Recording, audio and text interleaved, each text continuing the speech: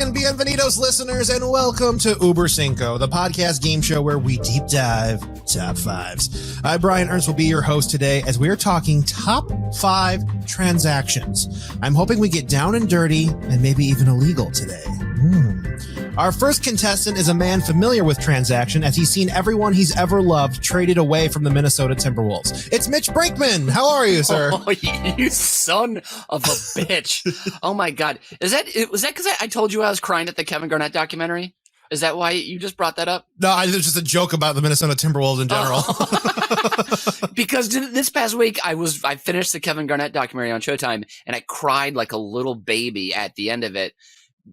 Thinking like, man, he achieved, man, and he was my hero during my childhood, and like one day I'm gonna achieve like Kevin Garnett, and of course. I like how there's no specific goals. I'm gonna achieve. yeah, whatever that means. I don't have a singular purpose like KG, the big ticket had. So that just felt very pointed, and I feel very seen, and so I'm gonna play extra hard today just because you did that. So. Good. Oh, fantastic. And making his Über Cinco debut to challenge you from the cannabis-friendly state of Michigan, a man with a beard so fine it made his fellow Rosevillian grow out his hair to compete. It's the incomparable Steve Less Is More. Here he is. How are you, Steve? Thank you, gentlemen. Thank you, Brian. It's an honor to be here for my first ever appearance. Long-time caller, first-time listener. Oh, there we go. First foray into the den, and which I don't know if enough people know why we call it the den. It's because BizBear. Yeah. And if you got to go to the website. I don't understand. Well, you're just the part, sir. That beard is built for a den. So, perfect. Now, if y'all want to get blown to the moon, head on over to ubercinco.com to submit your suggestions for upcoming shows and to watch and share your favorite episodes because we know there's many. And if you're new to the den, welcome, and let us wake you up with a quick rundown of the rules. Each player in the den has spent time with today's topic arranging their top 5 answers in order of importance. Those answers have been submitted to the host who will moderate the game, awarding points to the player with the most poignant answer. Starting with their number 5 choice, we will move up the ranks until we reach each of their top answers.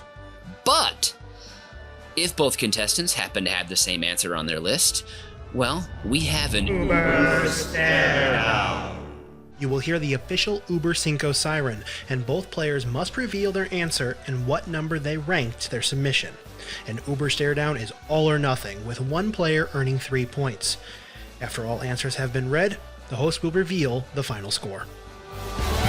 And as a reminder, don't forget to stick with us until the end of the show where I, Brian Ernst, will give you my Fast 5 send-off, where I'm going to rattle off the top 5 things I would say on the Yellowstone Ranch. Oh. All right. Now, and finally, as host, I am entitled to institute a house rule for today's game. Okay. Bonus points to anyone who guesses my 7-letter Wordle. On the back of this page, I've written a phrase that is 7 words. Sorry, 7 letters. I apologize. 7 letters. At the end of each round, you'll get one guess at one letter, and we will see if you guess my Wordle. Ooh. Oh, my God.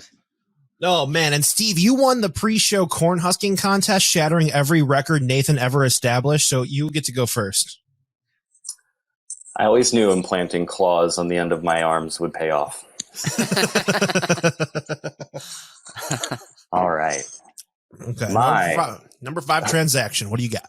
Number 5 transaction. Your first home, as we get a ring notification. Oh. From my chime that I have just unplugged. So I've lived in Moore Farms, the Knoll, the Ranch Triangle, the Moorbrink Plank Shack, recently relocated from Sexington, Kentucky. Oh, that's true. Yep. The Assland Apartment, Fort George, and finally Shea Morsky, the home that my wife Genevieve Koski and I bought January of 2021. We now own a home. We are homeowners. There are no landlords in our life. It was the greatest feeling to make that purchase and hand over some amount of money to a bank so we could hold our stuff somewhere, which is definitely a John Mulaney joke that I always like to reference when talking about buying a home, because I still feel poor, yet I I have a home with a dog. I forgot Birdie's back there too. So, wow. Okay, so if this is the greatest transaction ever, why isn't it your number one? because there are 4 others that are better. Okay. Did I say it's the greatest transaction? Or it was the greatest feeling, or what did he say? Greatest moment of your life when you went? No, he to said that it felt bank the best to take something from the greatest generation, I think is what he said. Oh, that's what it was. Yes. Okay, Yes. yeah. Some 70-year-olds left. We took their home and their lives and their identities, and now we can finally afford the middle-class lifestyle we've been gunning for. I'll say that's our whole generation, is like just old people walking through the jungle, and they come upon a huge hole filled with people, and one person's like, "Hey, do you just want to just come over to the edge just for a second? I just want a little help," and then you pull them in, and you crawl out on their old bones, and then you're out. So, millennials, literally crawling your way to the top. Millennials, wait till your parents die to pay off student loans.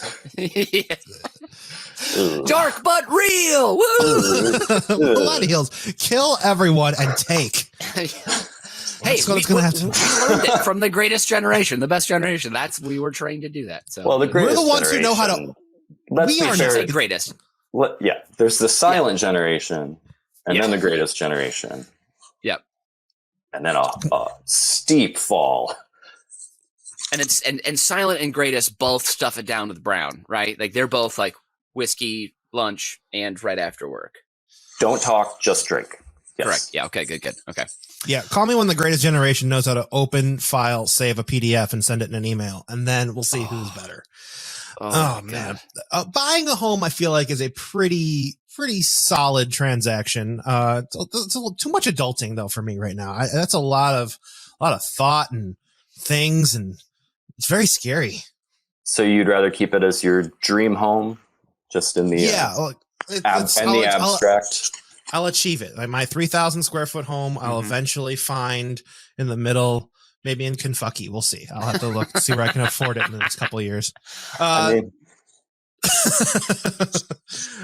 Mitch, what do you have to compete with this number 5? My number 5 is going to blow Steve's out of the goddamn water. Because a house that happens every single day. You know, Quicken Loans, they got Super Bowl commercials coming up because they give people the chance to get a house every single day. Wow. Great. Fun. My number 5 is the feeling you get. It's that beautiful transaction when you have entered a March Madness tournament pool, right? You've submitted your brackets and you're in high school and you're going against 65 other 15-year-old boys. Everyone's tossed in $20 a bracket, and it's 2002. And the Maryland Terrapins have just taken an unlikely championship led by Juan Dixon and Steve Blake and Chris Wilcox.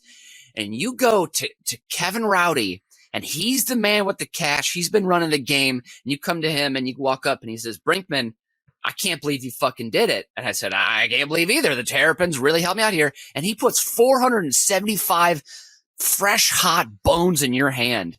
And you walk down that hall, and at first you're proud because everyone can see you're carrying tons of cash. And then you're a little scared because you think someone might punch me or throw me into a locker and take this money. But that power you have, and you go to lunch. You go to McDonald's first, and then you go, God, what was the name of that place? It was called Bizzy's or Zippies. You're not making it better with each guess, but continue. Sorry. Right by my high school in Mendota Heights, Minnesota, there, a beautiful thick chocolate shake, cash right out. Just I'm paying with cash here. Let's go. And after they won that championship, I got myself some Maryland Terrapin basketball shorts. They only recently just died a couple years ago. Steve, you remember these? I was going to say, those are very familiar. I've worn those many times without you knowing. They were vibrant. They were ugly. They were comfortable. They were expensive. They were thick. They had great embroidery on them. Man, they were too thick. They must have held in so much moisture. Oh my God. Yeah. Also a great layer between my toots and the rest of the living room and, other people's noses. So mainly the chair. Well, the chair. Yeah. God, that poor recliner. I tell you what. I didn't know farts could leave a groove too. I'm just picturing that chair started off as like a lazy boy, like on the floor, like perfect model, and then it ended up looking like Fraser's dad's chair by the time you were done with it. Absolutely. We one of us should have minored in like sanitization of fabric during college to help with that thing, because that was You had to duct tape the fart hole. But yeah, that is just a beautiful transaction when that happens. Also, part of it's just dumb luck. Like, you don't have to work for it. You just that thick stack of money that came out of every other little shithead's wallet, and you took their cash. That's my number 5. Can I ask, did you talk shit with everybody's money and then run? Because that's what I'm imagining. You like running down the hallway, holding it tightly, laughing maniacally. I did not get to shit talk level till junior year. That's when I felt more comfortable at the all boys high school. So this is sophomore year. I'm still kind of quiet. People are still kind of finding out about me. I was a new kid freshman year. A lot of people had been there since junior high. So I wasn't talking hard shit yet. But after winning this, kids would come up to me and be like, dude, I heard you won the bracket. Like, what the fuck? And I was like, yeah, I guess I'm just the fucking smartest kid here. So then maybe a little shit came into play. Because that's what it takes to win a bracket. Exactly, right? It's just pure knowledge of the sport. You just look at the teams that are better, you pick them, and you win. And I don't know why everybody doesn't do it. I think that year I picked teams by like what mascot in real life could kill the other mascot. Classic. So, and of course, that's why the Detroit Lions consistently beat the Arizona Cardinals. Just want to throw that in there. There you go. Yeah, because somehow they've beat them the last like 7 times in a row. Because a cardinal, once it flies into a lion's mouth, it's gone. It's dead. Yeah. So that's my number 5. I'm going to stop going on here. I just want to put out there, obviously, it's better than Steve's. So. Okay. Well, for these 5, I was going to give you guys 2 points all around, but Steve, seeing the pride in your eyes of being a homeowner gets you the extra point to bring you to 3. And for Mitch, I was only going to give you 2 as well, but then you listened. You gave me something illegal, a bunch of underage gambling. Yes. So you're getting the 3 points. Yes. All right. Before we move on to number 4, you each get to guess one letter. Pick a letter of the alphabet to add to the Wordle. Pick a letter. Okay. I'm going to go with the easy one. E. There is no E. There's no E. M. And there is no M. There is no M or E. Remember that, boys. Oh my gosh. As we go on to our number 4s. Mm-hmm. And back to Steve. What do you have as your number 4 transaction of all time? My number 4 transaction of all time is a free one located near every American. Oh. It's a library loan. Oh, okay. Wow. These are like free money you go and check out with your library card to go buy your own house, right? Exactly. You bring a library a book, they give you $100,000. All you really have to do is show them that you live nearby. Which might be hard if you don't have a house, but it's true. It's kind of a experience. You see that milk crate over there? That's my residence. If you don't take that as evidence, then fuck you. I had to have this on my list as a librarian, but it is very important to me because it is the last bastion of the public sphere in America, the library. Yep. It's kind of cliche at this point, but at least to me, but because I've heard it so many times. But if you tried to create or establish libraries today, it wouldn't happen because most of a certain party would lose their collective mind over it.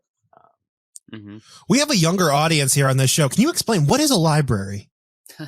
It's all of the knowledge that humans have accumulated over thousands of years stored in one building where you can get to it for free.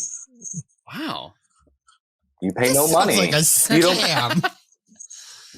Now, and it's paid by your taxes, which there it is. Don't pay. There it is. There's the scam. What's the last thing that you checked out from the library, Steve? Oh, that would be a book I didn't finish by an author from the University of Chicago. So you're saying it was a waste of time? It wasn't worth. No. I had to return it. It was a 900-page book. But that does count as a circulation transaction. So the library gets to up its number, whether I finish the book or not. So actually, there's a point. You don't even have to read the book. Go to your library, check out everything you can carry. Cool. Go drop it in the return bin. Mm-hmm. Now somebody has work to do. Now the library has higher numbers so they can justify existing another year. Wait, Everybody okay. wins. So this is real. So next time I'm like walking down Belmont or something and I pass the library, I should just pop in, grab books off the shelf, check them out, and immediately put them in the return bin, and that would help? Yes, it would. Oh my gosh. I mean, you are definitely adding to their workload, but so much of libraries' funding comes from their circulation numbers, like a statistic that they can share with people who don't understand how libraries work. Does online checking out, does that add to the numbers as well?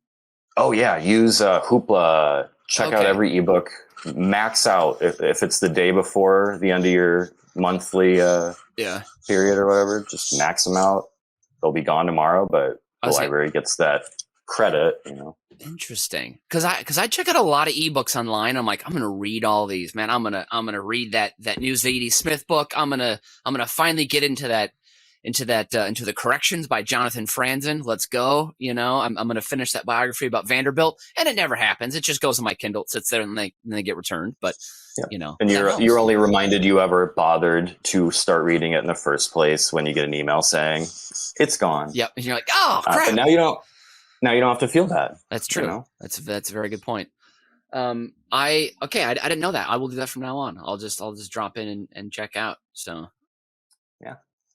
There you go. Cool. I think I've told this story on the pod before, but the time I remember crying to my dad because I had a Goosebumps book I took out of the library that was like several weeks late. And I started crying because I didn't know how much it was going to cost in late fees when we brought it back. And he sent me in with a 20, and it was a 10-cent late fee. And the librarian was just pissed she had to make change. And gave it to me. I came back to my dad with $19.90, and he was like, "What the hell just happened?" Libraries generally hate doing that for that reason. Like we get rid of late fees because we don't want to deal with change. Yeah, we don't make any money off you. We're here for the government's money, not yours. This is not okay. Now, this is a question I've had because obviously you go to a library now, like let's say during the day, you go Tuesday at 10 a.m. There's a good chance, unless there's a school group there for some reason, there's going to be most likely like a male adult population between, whatever it is. And should there be just like a privacy porn room, with like you cannot leave this room until you spritz and wipe down and everything, because it seems like it seems like there's enough creeps there. I know this isn't probably a librarian's favorite question, but this is a solution I'd like to find. Could you imagine the picketing of tax dollars going to a sex room in a library? It's not a sex room. You can't fuck other people in there. A self-sex room. People love self-care now. What about self-love? That's it's the self-love room. Yes. I think instead of adding that to the library, you should get an Andrew Carnegie equivalent, maybe Bezos, to fund a new wave of public apartments, porno theaters. Oh, porno theaters. Oh, okay. Yeah, because that's what you're asking for, right? Yeah, I guess like if we just got all those people's homes, then also like the problem would go. If they had a nice place to stay during the day, that would also go away. So maybe that's the solution. Just eradicate homelessness. That makes too much sense. Okay, sorry. I think the better idea is to create the chain of honorary Paul Rubens / Fred Willard public porn theaters. I think that's what we should really create. I heard from someone who, a former coworker of Danny's, that living in New York in the 90s, it was very normal to go and stand in line to go to a Jack Palace or whatever you want to call them. And I think that is the formal term. It was not weird. It was very normal. He said like he would go on his lunch break almost every day. And as this gentleman was telling me this, you were there that night, Brian, actually, the guy I was talking to outside at the Chip Inn. Yes. And he's like, I would go on my lunch. And it's like, you have an hour for lunch. I grab a quick sandwich. I eat it on the way. I go and stand in line, I'm back at work. Releasing And I'm tension. like, Yeah. and he's like, yes, it was kind of a problem for me, but still, it wasn't weird or like out of the bounds of normalcy in New York. And he said, but the most annoying thing on Fridays, freaking bridge and tunnel crowd would come and stand in line too, and like they thought it was all fun. It was like, ooh, we're being tourists in the Jack Palace line. Well, me and my friends who are there on a regular basis, we just have to wait longer. Like he was actually upset about this, and I just, you know, coming from the Midwest, I'm like, I can't. I don't know how to connect with you on this, sir.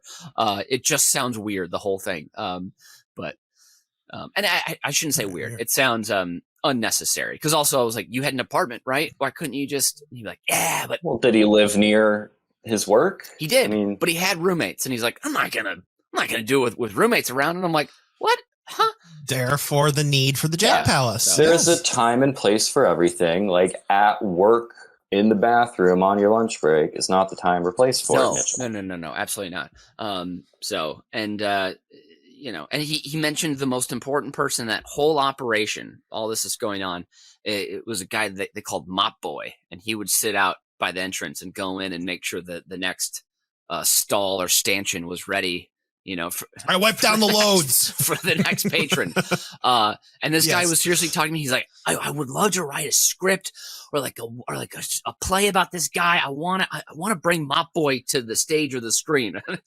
And I was, you know, just being like, yeah, absolutely. Oh, I love this. Like, tell me more. Just because I was so curious of what this world Where was does his like, brain go? and why was this like a cool thing for people to do?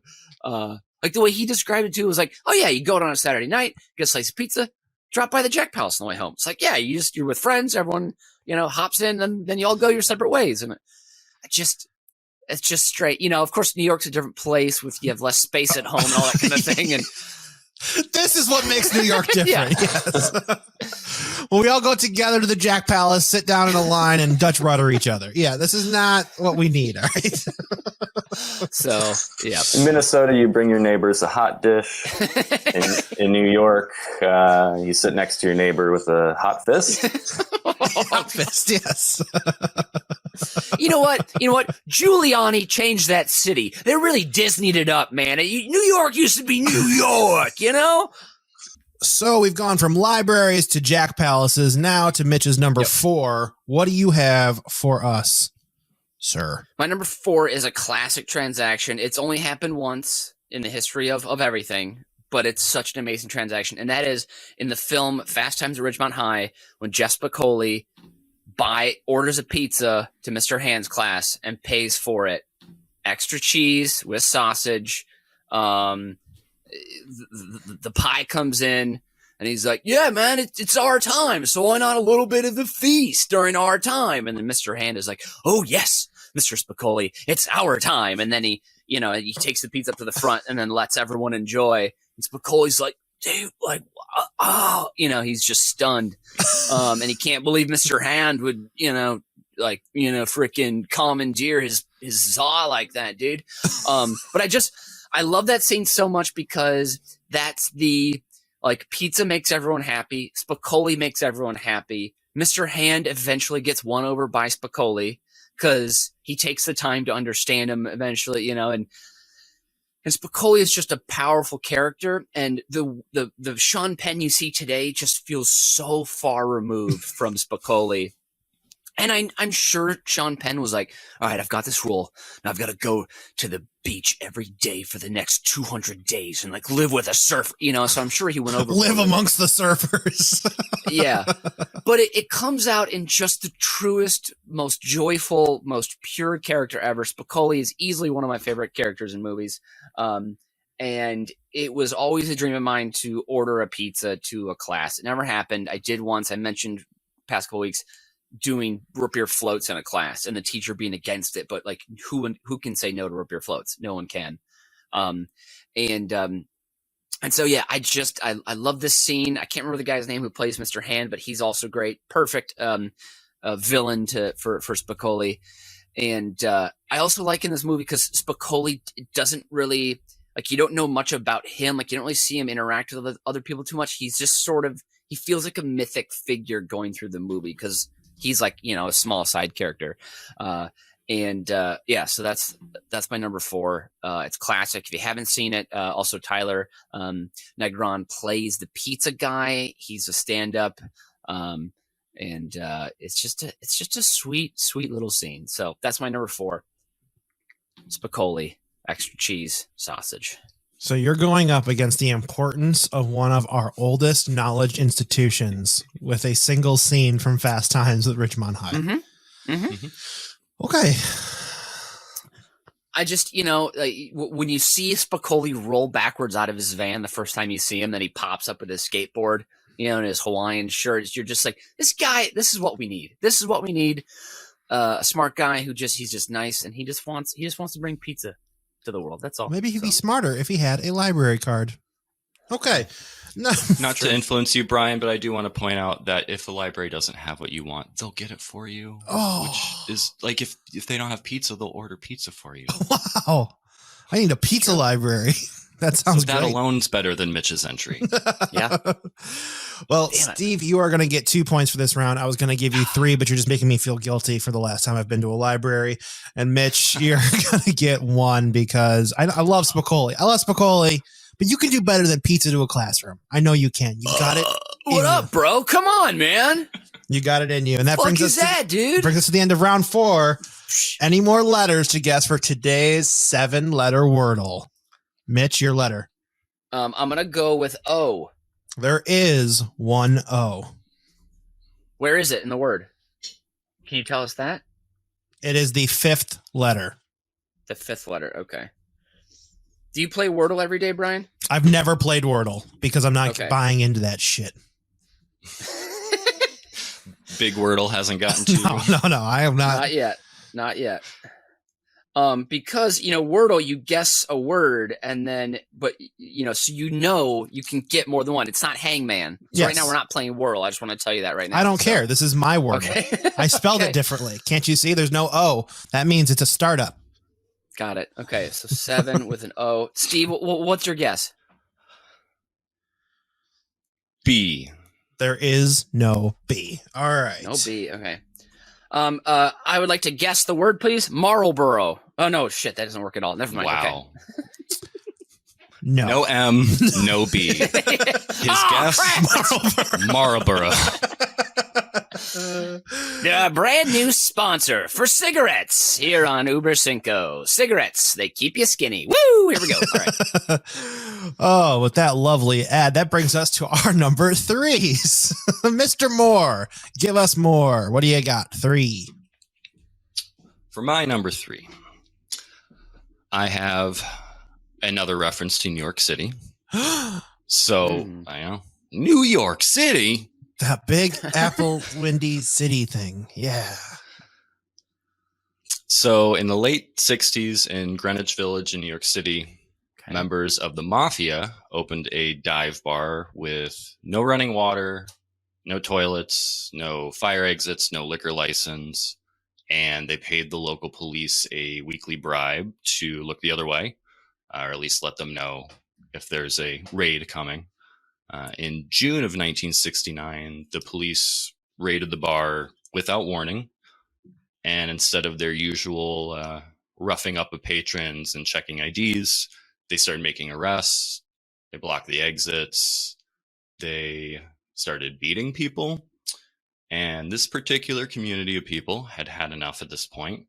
So when an officer had clubbed a woman in the head, when she complained that her handcuffs were too tight, she turned to the crowd outside the bar and said, "Why don't you guys do something?"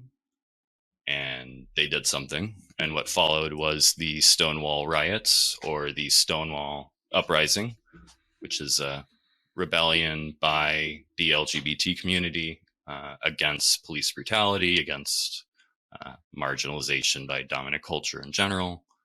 And I learned about Stonewall through learning about Marsha P. Johnson, who is mistakenly credited, which she will admit, she wasn't the first person to throw a brick. She wasn't even there when they started, but she is an icon who is associated with it. So when I thought of Star House, the street transaction revolutionaries house, I thought Stonewall deserved a place on here. So top 3, transaction, Stonewall Uprising. Oh, okay. I was like, what is going on? Okay, got it now. Okay, it's a little slow here on the uptake. A little slow on the uptake. Sorry about that. We feeling guilty now? We went from Jack Palaces to Stonewall, huh? Little different New York, huh, Mitch? Steve, you will not wash the filth off of us. We are staying down in the mud. You son of a bitch. I had no idea that this started at a bar that was I didn't know it was mob run. I didn't know that. I just assumed it was like a gay bar probably owned by someone of the community. But New York mayor, I forget his name, but in the early 60s he outlawed all gay bars. So there pretty much were none, which is why it took the mafia and their connections. So the mob again was once that. more an equal opportunist than the city of New York. Yeah. Oh my God, history's weird. It sure is. I think it actually is fair to be say made. that this uprising led to more diverse Jack Palaces throughout the city, which I think is a good thing that we can agree to. More of course. More inclusionary Jack Palaces. So I mean, because what was it? What's Times Square? In the mid '70s, late '70s, that was Jack Palace City. It was just I've seen Taxi beautiful Driver, palaces. Yeah, exactly. Hey, I'm wanking here. Is that from Taxi Driver? Close enough. That's Midnight Cowboy. Pretty close. Close enough. Which also porn theater scene in that one too. They're just everywhere, you guys. I mean, we got to change the theme of this podcast to be just the history of Jack Palaces, Oh, I am very much impressed with Steve's ingenuity here of his definition of transaction, which I think makes this a standout choice. So, Mitch, go ahead and go against it with something that's not going to be as serious and well thought out. Continue.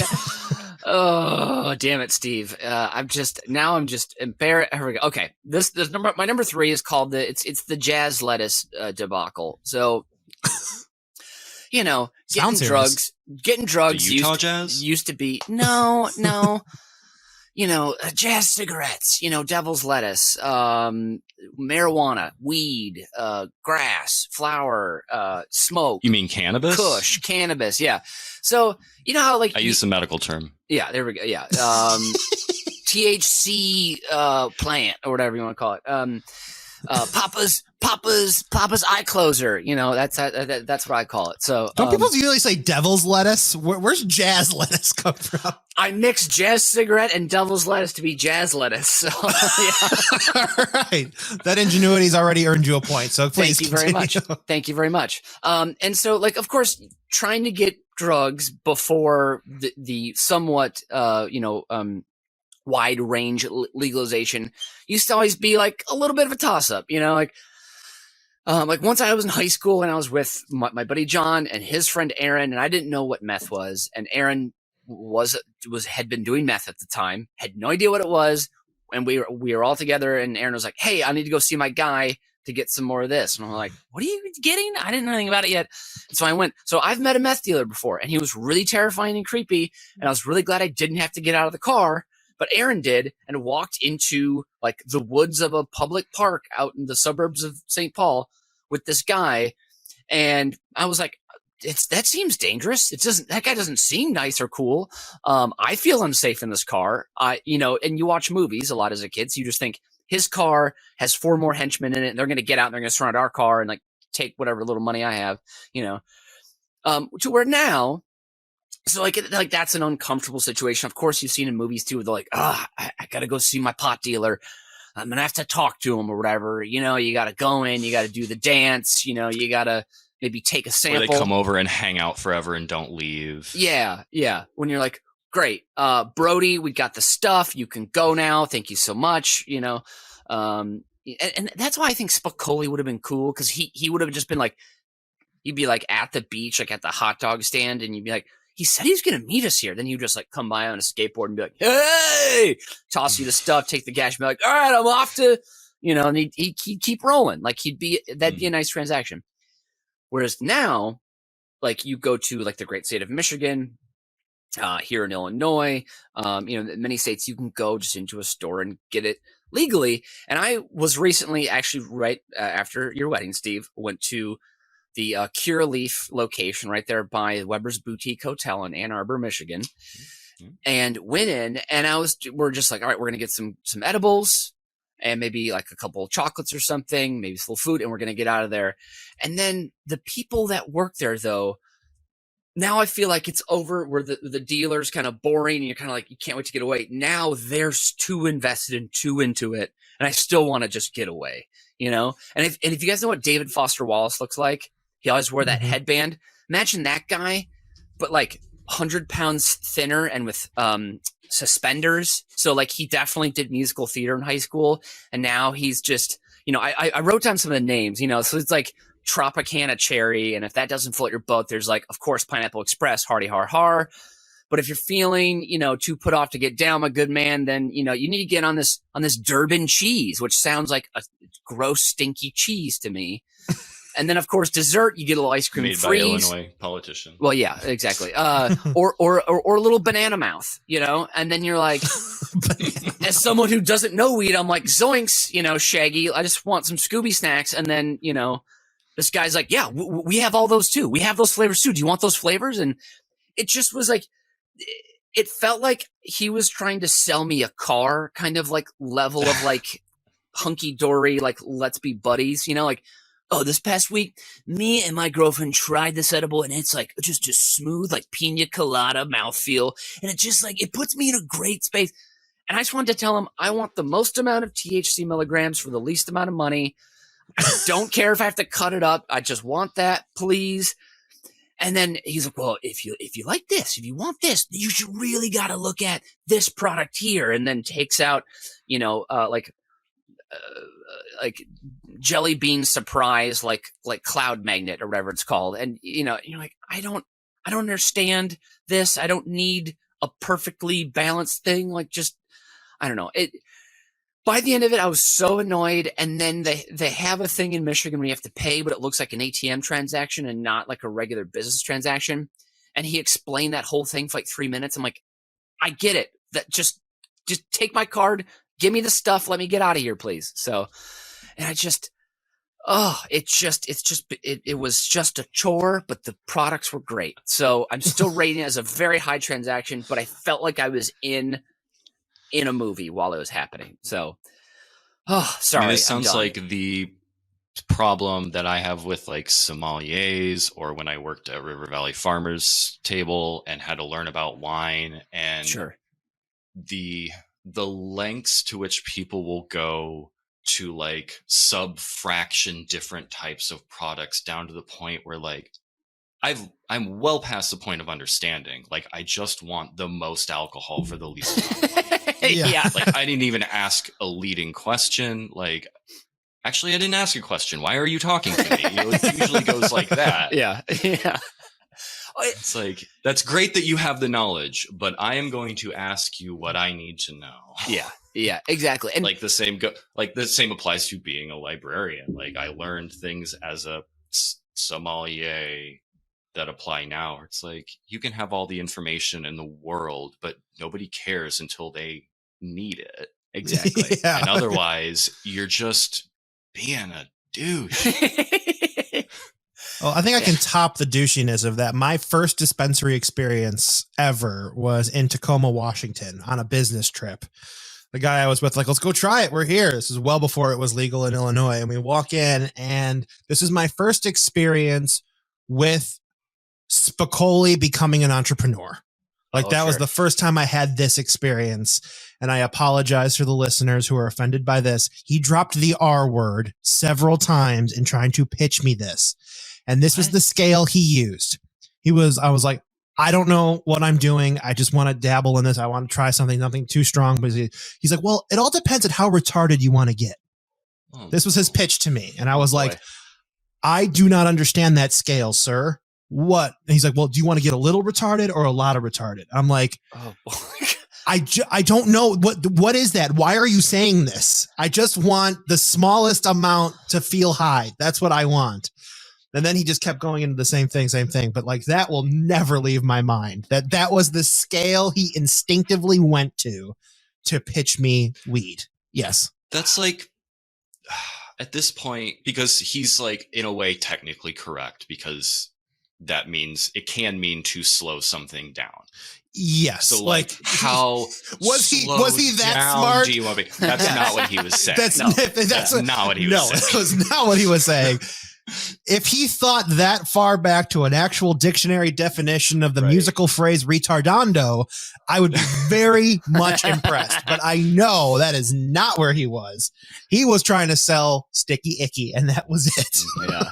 But that reminded me of that very cringeworthy story. So, Mitch, therefore, you're getting 3 points for this round. Brian, I would suggest in the future, don't buy weed in 1998, and then like probably the language will be updated. So I'm trying to think of what it was. It was more recent than that. It was in the 2010s. Oh, and that's what made it doubly cringeworthy, I will say. And you were in Tacoma? So that's Eastern Washington, right? No, that's pretty far west. That's just south of Seattle, unfortunately. Yeah. Tacoma. Oh. Yeah. Tacoma's like it's like the Rockford of Chicago, right? I mean, it is kind closer of. technically. Yeah. It does feel like Rockford a little bit. And also, all offense to Rockford, don't care for it. So, yeah. Me neither. It's not a real city. So that is 3 points to the weed story and 3 points to the Stonewall Uprising. If you don't know what it is, go take a book out of your local library. All right, we are moving on to our number 2s, but before another Hangman / Wordle guess. Yeah. Don't we get points for illegality? Oh, that's not bonus points today. I'm just hoping for illegal stories. Oh, okay. But I'm gonna give to both bonus points. You get 4. Thank you. So technically, Uprising. Go ahead. I frequently drive over the speed limit. That's illegal. Uprisings are illegal technically, and buying meth is also illegal. So you'll get 4 points each for this round. So there's your wash. And now my Hangman Wordle guess. You have one more letter from each of you. So EMBO has been guessed so far. We have 1 O. I'm going to guess T. There is no T. What the frick? Also, you're doing 7-letter Wordle. The 5-letter Wordle is the traditional Wordle. Did I tell you that this was traditional Wordle? No, I know. I'm just annoyed. I'm just annoyed. That's all. Startup Wordle. My own spelling. Brian's 7-letter circus of no. And I also EMs, said, B's, I didn't say word. I said phrase. Oh, you said phrase?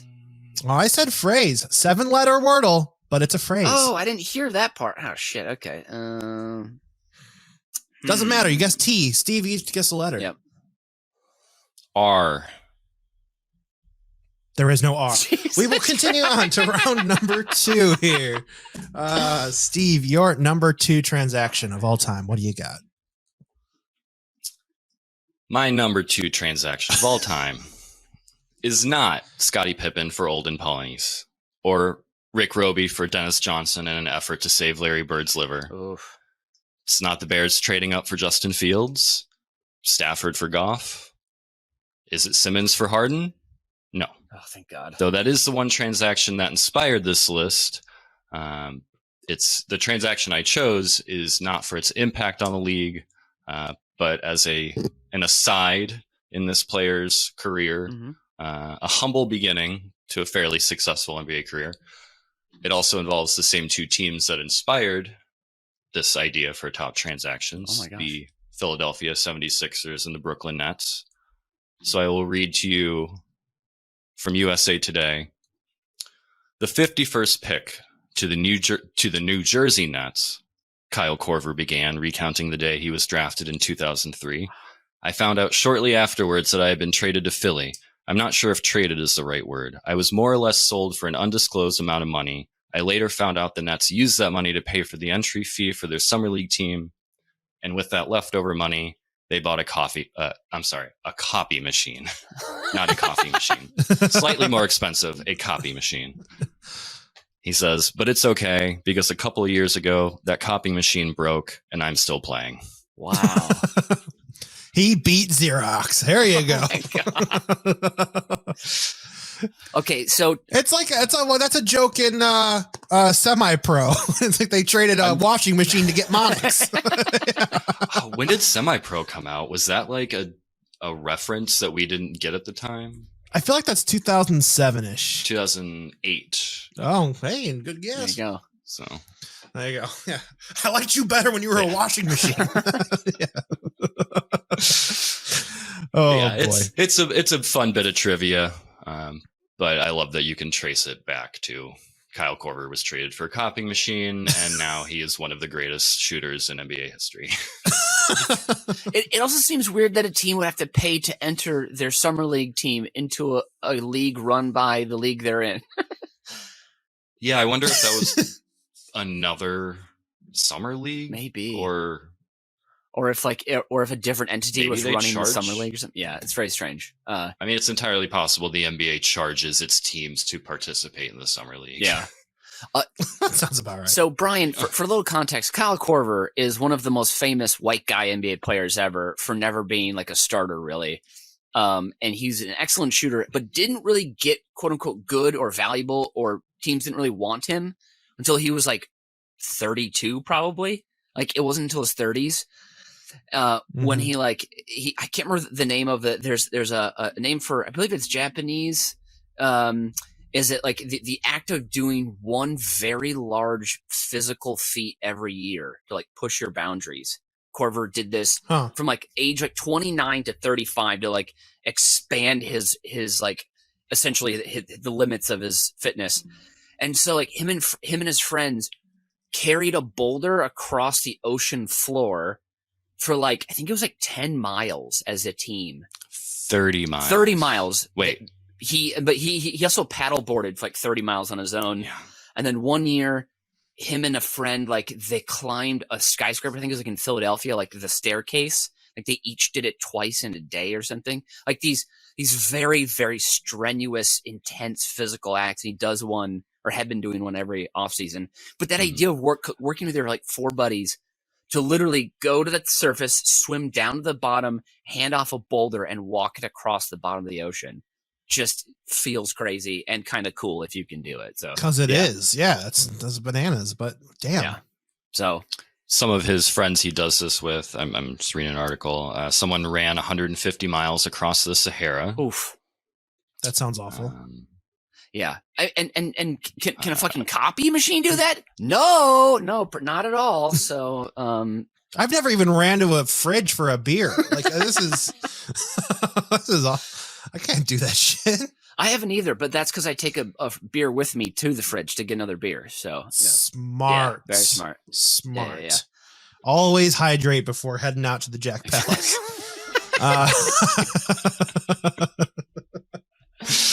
Wet your whistle before you wet your whistle. Mitch, what do you have for dirty. number 2? Okay, this one was an incredible transaction. This is my freshman year of college. I'm calling this one the Formula Yellow One Cab to save business ethics.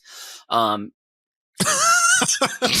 more time. The Formula Yellow One Cab to save business ethics. And laugh all you want. Of course, business ethics, that's a class I had. In and of itself, a joke, but yes, it was the final day. I had to give a presentation. I was in my dorm at Fullerton and Racine. I was asleep. I overslept. Class started at 9:30. I woke up at 9:10, and class was downtown at State and Jackson. I woke up in a terrified fury, a fit. I was schwitzing very hard immediately. I run outside. I get dressed. I run outside. By the grace of God himself, Jesus Christ, came down from heaven, told the yellow cab, "Sir, we have a young man in need." It was right there on the corner. I flagged it down. I hopped in. I told the guy, I said, "I've got to get to State and Jackson, DePaul Center, by 9:28 a.m. If you can get me there by then," and it's like 9:15, 9:16 probably. If you can get me there by then, I will double the fare and then add on like an extra $10 for tip. And he was like, "Okay, you got it." He got onto LSD and he was legitimately going like 90 to 95 miles an hour. Thank God there wasn't. The speed limit is 45. Yeah, he was doubling the speed limit. Not a highway. Not a highway. Yeah. Technically not a highway. And he fucking got me down there at 9:27 a.m. And again, I was working. I think I mentioned before, working at a cafe, making all cash. The fare was probably $20. I gave him 60. I was like, "You are the fucking man." Got out of the cab, ran upstairs, got in by 9:30. Gave my presentation, nailed it, got an A in the class. Everything was fine. I don't know what that driver's name was, but thank you, sir. It's like a risky business scene. It was legitimately like one of the most exciting things that's ever happened to me. Because also just like the adrenaline of getting there and not having a chance to like worry about the presentation or think about it too much. I was high energy and I was loose and I was like, I got here in that amount of time. I can do anything. And and then gave a presentation about ethics in business, which, that was, I guess, the start of my comedy career, honestly. But ethics in business. If you need something illegal, pay someone a lot of money. Yes. And they'll get it done for you. Create a shell company that creates another shell company that then creates a subsidiary that handles that illegal transaction. So, yeah. Oh, man. That's impressive.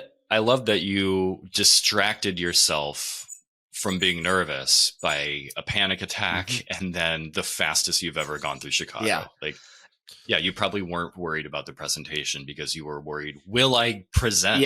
Yeah. So it was one of those classes too, like in college where like if most classes suck and you have a teacher who's just cares or is really cool and you're like, man, I just want to like make that person happy. This is one of those classes. So like if I was late or missed it, I would have felt really bad.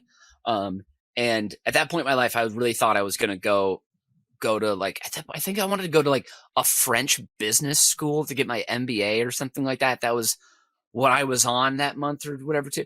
And she knew someone there. So I thought like she was going to be my connect to get me in this.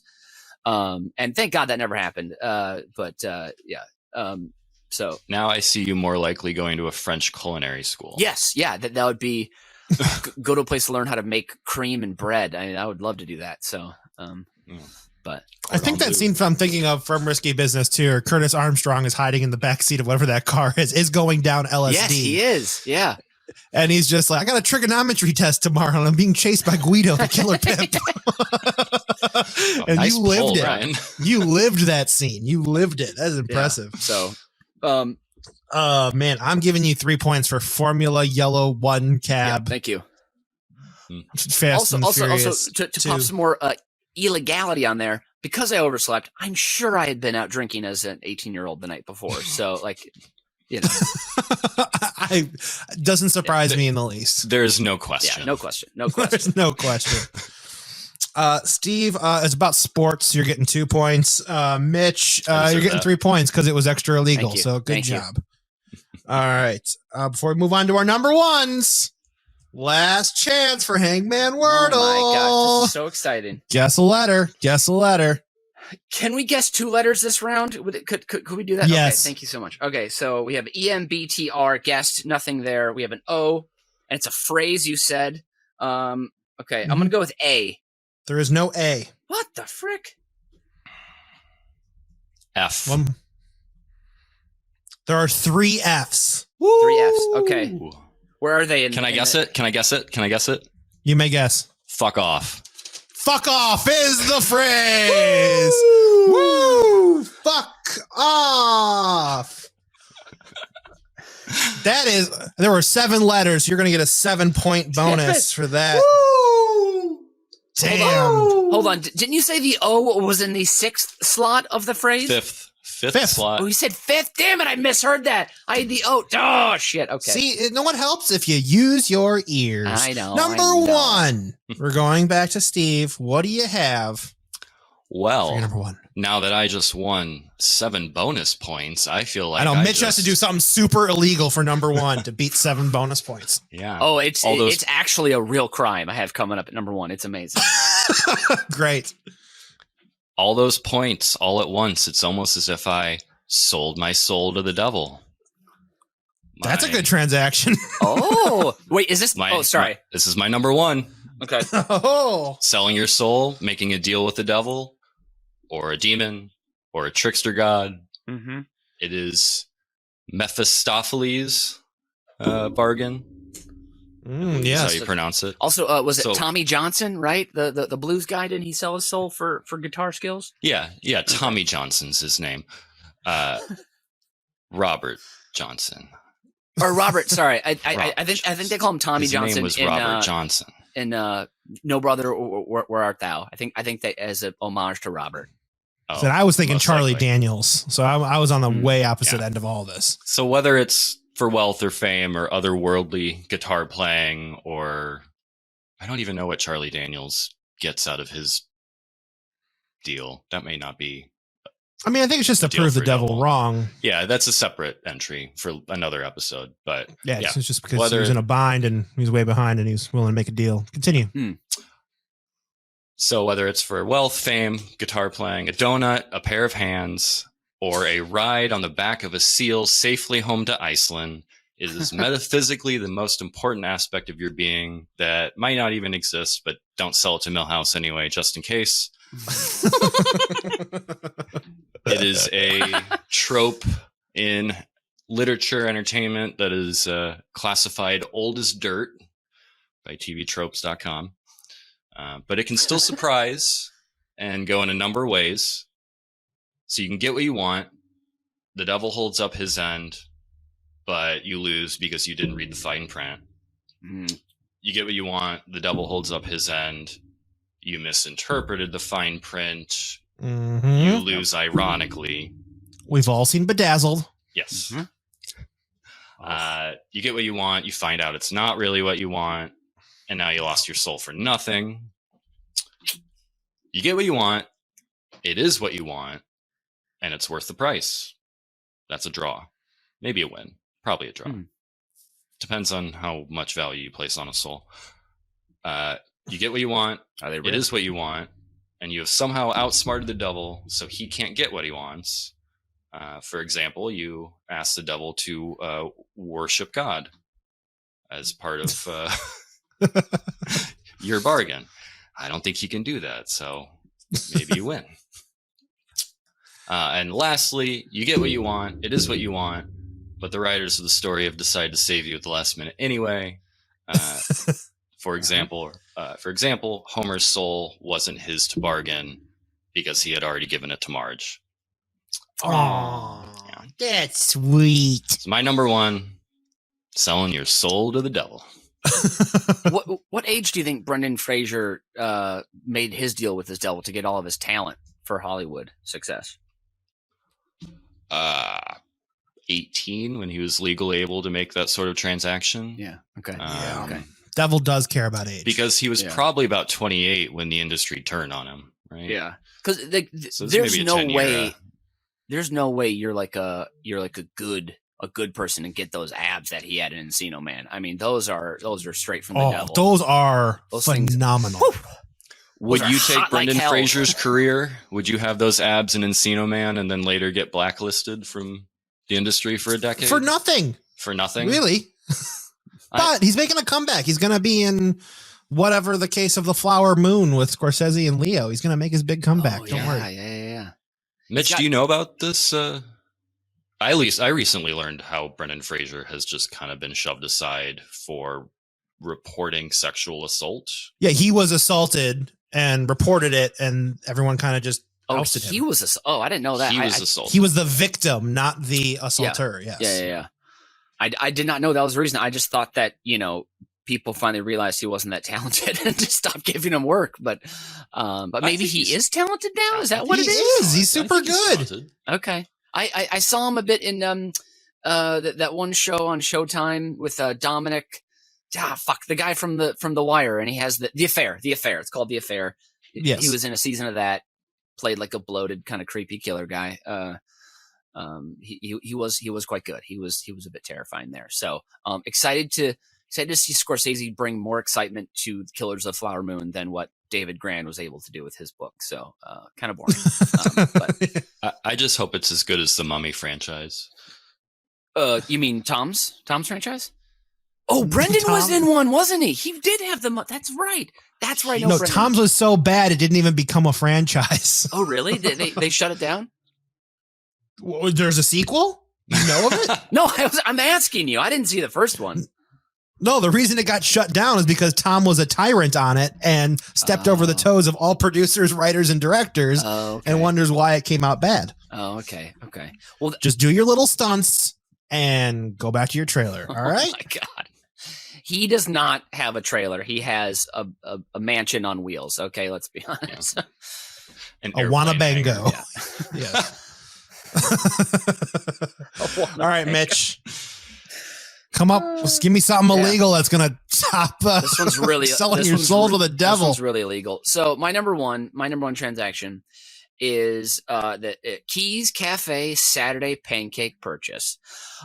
Keys Cafe is a beautiful little one location of it is a beautiful little greasy spoon diner right by near the house I grew up in, and I would love going here, especially with my buddy Michael Short. We'd go on a Saturday or Sunday morning, and when you got old enough to drive yourself, I really like that. Just you and your just buds going out for a little breakfast, and whoever the waitress was, let's call her Donna. She felt like a Donna to me, but like she could have been 31, she could have been 52, she could have been 60. I don't know.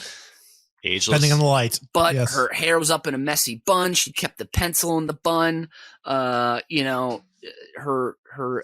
ample figure was barely kept in by the t-shirt she was wearing. She had that way of like when she was taking your order, she would like maybe like brush her shoulder, like be like, I'm thinking the corned beef hash. She'd like tap you on the shoulder and be like, that is so good today. Oscar back there is whipping it up hot. That's a good choice. But then she draws you in. You're like, ooh, she cares about me. I love this. I'm getting some like affection or attention from this. Is she like older sister's best friend, or is she like a mysterious cougar kind of figure? I don't know exactly what, but then she would like look away at just the right moment to make you feel like, oh, maybe she's really, she's not here to take care of me and then she kind of locks back in, and she just kind of plays with you a little bit back and forth, and you get your perfect breakfast order off the top of the head. Two fluffy pancakes, extra side of bacon, double bacon, crispy, crumble it over the top, and maybe she comes back before the entree is about to come out. She like taps the table a little bit, or a little slight brush on the arm. She says, guys, your food's about to come out. I just saw it up on the window. I'm gonna take care of these people, and then be right back. Sit tight. Thank you so much, Huns. Huns too. Hun. You got to use Hun. Huns. It's honey, good. Huns, Hun, that kind of thing. And then the pancakes come. They're super delicious, and maybe even too, if you're very lucky, maybe it's busy, so it's taking a little longer. She wants to take care of you. She wants to know that she sees you. You two 16, 17-year-old boys, so she brings by a little caramel roll before. She's like, guys, this is on me. Thanks, honey. Thanks, sons. Again, you feel very special. You feel like, you're the number one dog in the kennel, like that kind of thing. And then this is where the illegal part comes in. She sleeps with you, and you're underage, so this is a crime you've been committing. And then you wake up from the dream. That obviously never happened. But this is my favorite transaction, because then you've had your beautiful breakfast. It's one of those places where there's no printouts. It's all written down by hand. She slaps a ticket down and she says, "Thank you, honeys. You've been wonderful. Pay up at the cashier. And I'll see you next time." And you just feel all warm and you're full. You go and you pay, and you look back. You look back at the table a bit, and she sees, maybe she gives you a little, a little wave, a little eyebrows up, and she keeps your attention just enough where you can't wait to come back next time and see Donna again. And you just think, hey, maybe Donna and I could be something one day. Maybe she moves into my house, or I move into her apartment. And she doesn't make pancakes that well, but she brings pancakes home from work.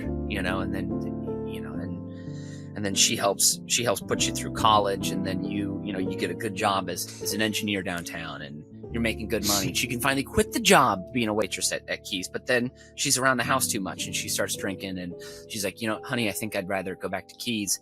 And you're like, that's fine, that's totally cool. You need something to do. And then 3 months later, there's a younger guy that comes over to play cards, and he's about 17, and he loves pancakes, only he likes it with ham instead of bacon. And now you're like, where's my place in this world? You know, and your attention starts to drift. You lose your job as an engineer, and now you're like, was I even good at building bridges in the first place? Maybe you weren't, you know, but maybe you're just doing it to impress her, you know. And so the next morning, Donna's not there when you wake up, but her little white Henley is there hanging on the corner of the bedpost, you know, and you're like, you smell it, and it smells like a little bit of grease and some pancakes, and that's it. And you got to go to a different Keys location, and Donna's not there. Okay, and then bud. you got to go to college again. Did the first one not take? First is one it didn't because take. First is one it didn't because take. a waitress paid for it and it wasn't real?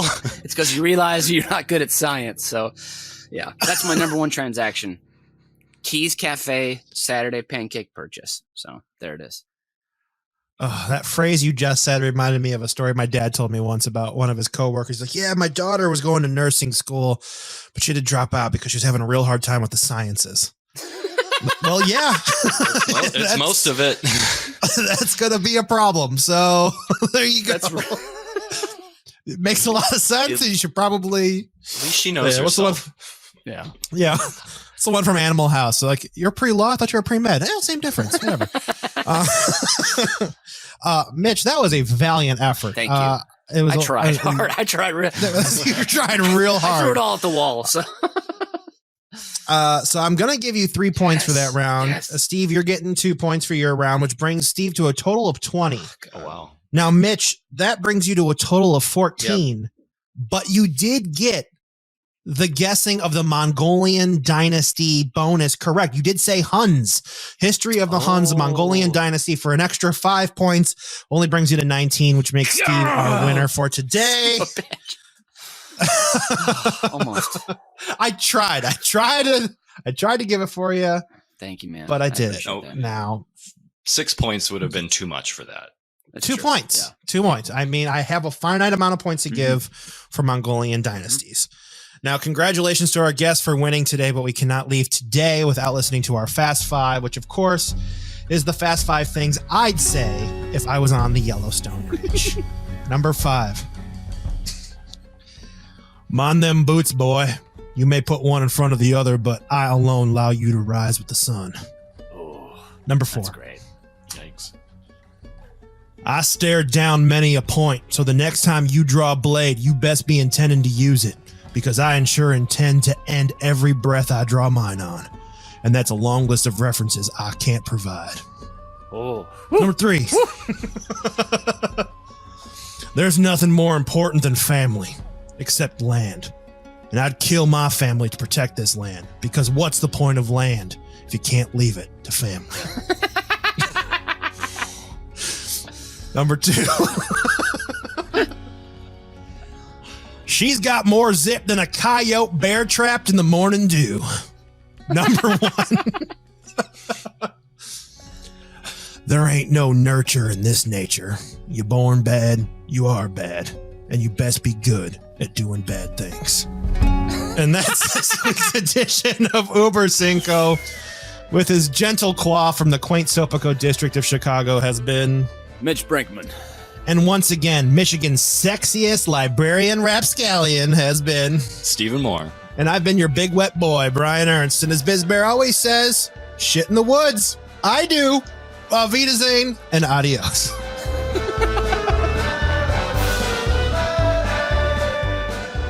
You've just listened to Über Cinco, a production of UBK Studios. Subscribe to the show on Apple Podcasts, Spotify, Stitcher, or wherever you get your fine podcasts from. If you like what you hear and want to support the show, please visit our Patreon site at patreon.com/UBK Studios. Every little bit helps us keep the lights on and the bill collectors at bay.